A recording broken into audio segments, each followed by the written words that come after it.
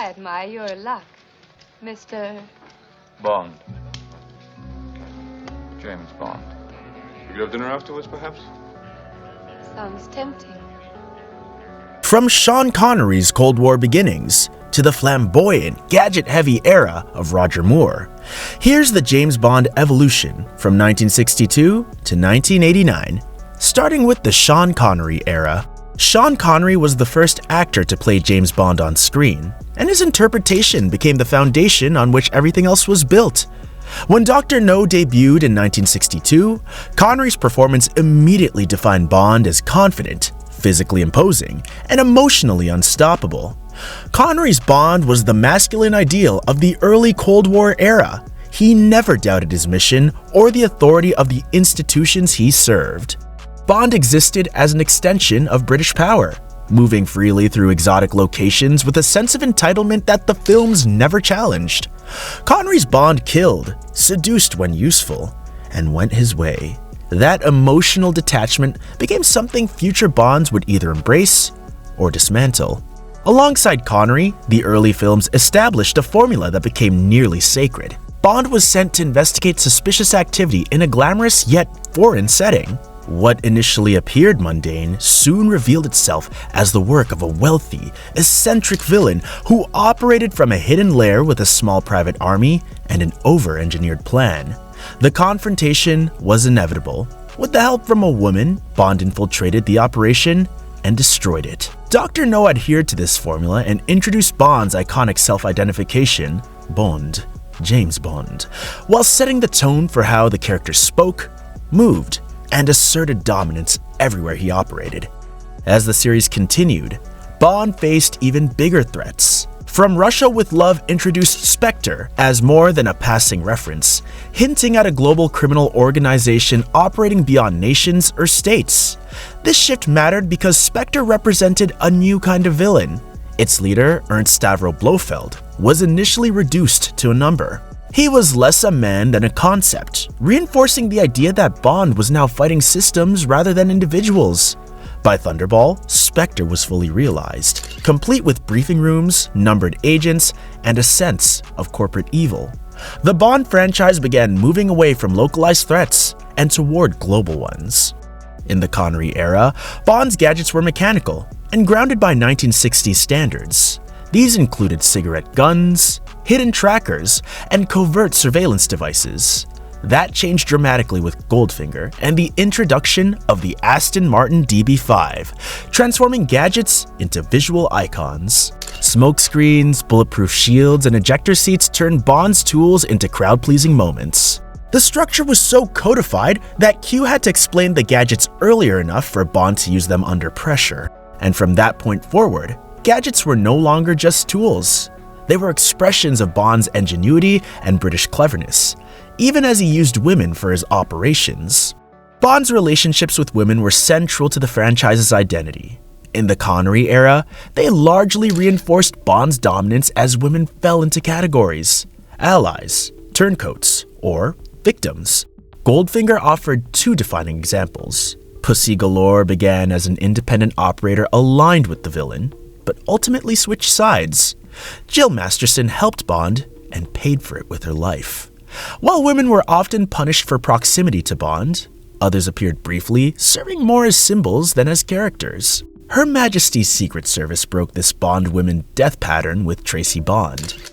Tracy Draco was a temporary companion, but a fully realized emotional connection.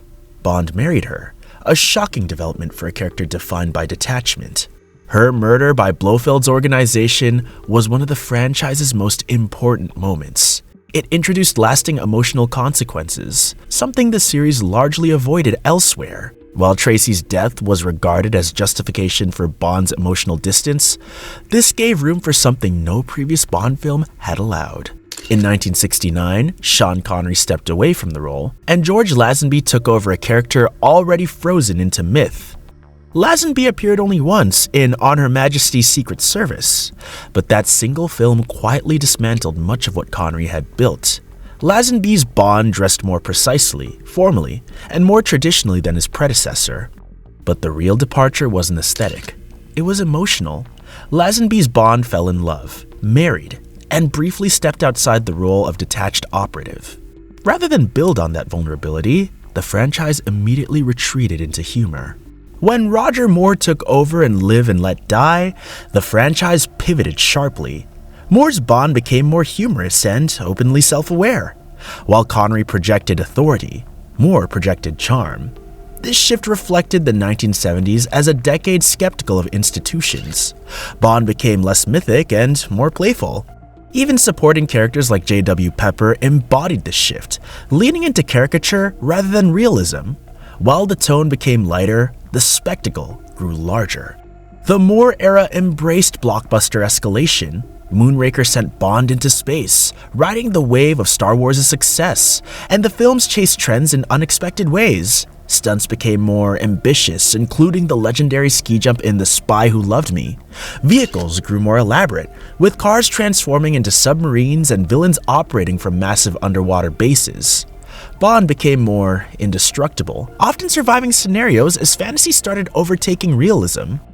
Despite the camp, the Moore era began to evolve female roles. Maude Adams played both a tragic betrayer and the franchise's first female villain, hinting at greater complexity. Lois Chiles' Holly Goodhead in Moonraker was a CIA agent and scientist whose competence was essential to stopping the villain's plan. She survived the film, signaling a slow shift away from disposable female characters. Timothy Dalton's arrival marked a hard tonal reset. His Bond was serious, intense, and emotionally closed off. Humor was minimized, replaced by grim determination.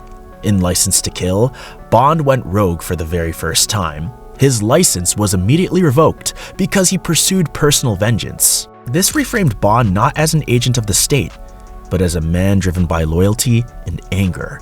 Violence escalated dramatically, reflecting late 1980s action cinema. Deaths were brutal, and Bond's actions carried weight. Dalton's era also advanced female characterization. Pam Bouvier actively challenged Bond's behavior, rejected his assumptions, and proved herself capable in combat and strategy. For the first time, a woman openly critiqued Bond's worldview rather than adapting to it. This set the stage for future evolutions. Pierce Brosnan's Bond emerged in a world without the Cold War. The franchise redefined its enemies. Villains were no longer Soviet proxies, but rogue agents, media tycoons, and global capitalists. Brosnan's Bond synthesized previous eras. He was polished, but also capable of brutality when required. The most significant change of the Brosnan era was Judi Dench's M. Bond had to answer to a woman who openly challenged his relevance. Calling Bond a sexist, misogynist dinosaur, Dench reframed the power dynamic. Bond was no longer an unquestioned authority, but a tool, useful, dangerous, and morally ambiguous. This relationship deepened across films, laying the groundwork for expanded female roles. Brosnan's films further expanded female roles. Wei Lin was Bond's equal in combat and intelligence. Elektra King was a mastermind rather than a victim, and Jinx was a professional assassin with her own agenda. Women were no longer defined solely by their relationship to Bond. Daniel Craig's Bond represented the most radical transformation in the franchise's history. Unlike previous eras, the films adopted full narrative continuity, allowing consequences to carry forward. Craig's Bond was physically imposing, but emotionally damaged. He was blunt, bruised, and often exhausted. The action in Craig's era emphasized effort and cost. Fights were messy, injuries lingered, Bond was tortured, broken, and emotionally compromised. Gadgets were minimized. Villains operated quietly, hiding within financial systems and intelligence networks rather than flaunting power. Unlike other eras, Craig-era women had independent arcs. Vesper Lynd's story extended beyond her death, shaping Bond's psychology across multiple films. Madeline Swan wasn't a conquest, but a continuing presence, and Bond's relationships finally had lasting emotional consequences. The release of the recent Bond film, No Time to Die in 2021, was a momentous event for fans. The film was a commercial success, growing over $774 million worldwide. However, it was also bittersweet, as it marked Daniel Craig's final outing as the suave and sophisticated British spy. With Craig's departure, the future of James Bond is uncertain. There have been rumors that Tom Hardy or Idris Elba might take on the role. Whoever does end up succeeding Craig will have big shoes to fill. For decades, James Bond evolved not by abandoning his core, but by reinterpreting it. The character survived because the franchise adapted and was willing to interrogate its own mythology. What era was your favorite? Let us know in the comments below. Like, share, and subscribe to this channel. Thank you for watching.